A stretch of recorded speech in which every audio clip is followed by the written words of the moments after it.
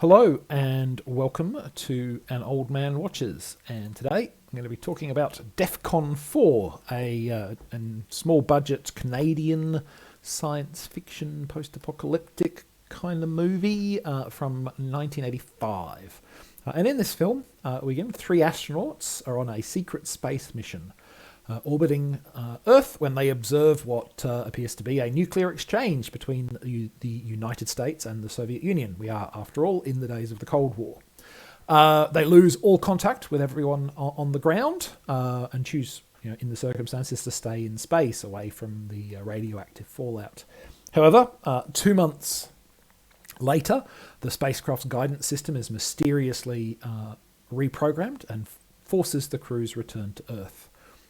The spaceship lands considerably off their planned course anyway. Presumably somebody planned it. Somewhere in Canada. The only female crew member is knocked unconscious because this is the 80s, so we can't let her do anything. Leaving the two male members of the crew to fend for themselves. One of the men ventures out of the capsule and is immediately killed by crazed mutant humans. The remaining man, a man called Howe, then decides to wait several hours and sneaks out in search of help. He manages to evade the packs of crazies long enough to meet a survivalist named Vinny, who saves Howe from the mutants and then promptly makes the astronaut his prisoner. But Vinny turns out to be the least of Howe's problems, however. The two men, as well as a female survivor named JJ, find themselves targeted by a sadistic post-apocalyptic warlord. Oh, and it turns out there's an exploding, malfunctioning nuclear warhead that's going to blow up in 60 hours as well. So escaping from all this seems like rather a priority. So, as someone who was a teen in the 80s, the late 80s, but the 80s, I remember that the threat of nuclear extinction was kind of an all but constant background noise for the whole of the decade. It was kind of always there, just floating in the background. We could all be dead tomorrow. And that fact is reflected by the many apocalyptic and post-apocalyptic films of the era. It's it's something you're going to make movies about because it's just there in the back of your mind all the time. The world could be blown up. Now, these films varied wildly in tone and content, from grim nihilistic bleakness to gonzo absurdity. The peak example of the former was probably the 1984 telemovie Threads, which makes the earlier The Day After look positively optimistic, while an example of the latter is something like 1986's America 3000, a film that I talked about back in early April. If you missed it and are interested, it's a very silly movie. I really love it. DEFCON 4 was released between these two very different examples of post-apocalyptic genre. Where does it sit on the goofy to grim paradigm? Well, a big problem with the film is it doesn't seem to know the answer to that question. The opening half hour or so of the movie is a pretty solid effort at a realistic and grounded portrayal of the collapse of human civilization and the anguish of the astronauts as they helplessly watch the ever-dwindling news reports that catalogue the catastrophe until finally those all go silent and dark. It's, there are limits to what the film can do because it's low budget, but it does that quite well. But as soon as the astronauts return to Earth, things get goofier and goofier, even though the film doesn't seem to realise, or certainly not to acknowledge, that is happening.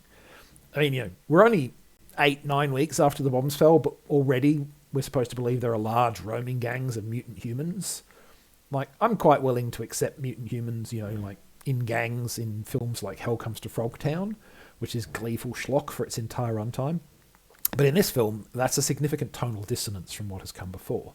And that dissonance only increases when we meet the film's primary antagonist, a teenage despot who still wears his school blazer. The film's script and characters seem oblivious to the absurdity of this juxtaposition. I certainly wasn't. And it rather undermined the movie's attempts to make the character's plight seem genuinely grim. I'm like, this is a 15-year-old kid. Just, tell him off and send him to his room. Bad boy, don't be a post-apocalyptic warlord. It's a weird mix of hyper grim and silly, and it doesn't seem to be deliberately so. So there's a movie you may have heard of called Planet of the Apes from 1968, in which a crew of astronauts awaken from deep hibernation to find out that one of their number, the only woman, surprise, surprise, has died during the journey. The men crash on a nearby planet where they encounter brutish humans and then dangerous talking apes. They're quickly whittled down to a single survivor who must try to survive the strange new world in which he finds himself. And, he meets a girl and, stuff happens. And while the details of these two movies are different, it certainly feels to me like, whether consciously or otherwise, DEFCON 4 draws a lot of inspiration from Planet of the Apes. You've got astronauts, you kill off all one of them to establish danger, you throw them up against a despot, you give us an ending which is only survival for now, nothing more than that. They even share the fact that the astronaut is not really very heroic. Charlton Heston's character in Planet of the Apes is quite the misanthrope, and DEFCON 4's Hal seems willing to turn on his allies if it will save his own skin. If you're going to tread similar ground to a beloved early film, you really need to bring something new to the table, or to lampshade what you're doing, acknowledge what you're doing in some ways. And I don't think DEFCON 4 does that. You just kind of sit here going, this feels a bit similar to Planet of the Apes. I put Planet of the Terminals because that's what the mutants are called. They're called Terminals. But yeah, the parallels are there. I don't know that they're conscious. They're certainly not called out or emphasised. Planet of the Apes is a better movie despite its flaws. Let's put it that way. And finally, if you do watch DEFCON 4, you might think, grimy survivalist Vinny seems familiar somehow. And that's because he's played by a still very young Maury Chaykin. And Chaykin would go on to be a well-respected character actor in many movies and TV shows. He's perhaps best known for playing the leading role in the Nero Wolfe TV series from the early 2000s. And you might be thinking, surprised that a well-regarded actor like that would be in an ultra-low-budget science fiction film like this. But, it was quite early in Chaykin's career, and also, frankly, based on his IMDb page, Chaykin has not been shy about taking paid work when it's offered to him. Even after he became more established, he didn't seem too hung up on what the genre was or how highbrow or lowbrow it might be.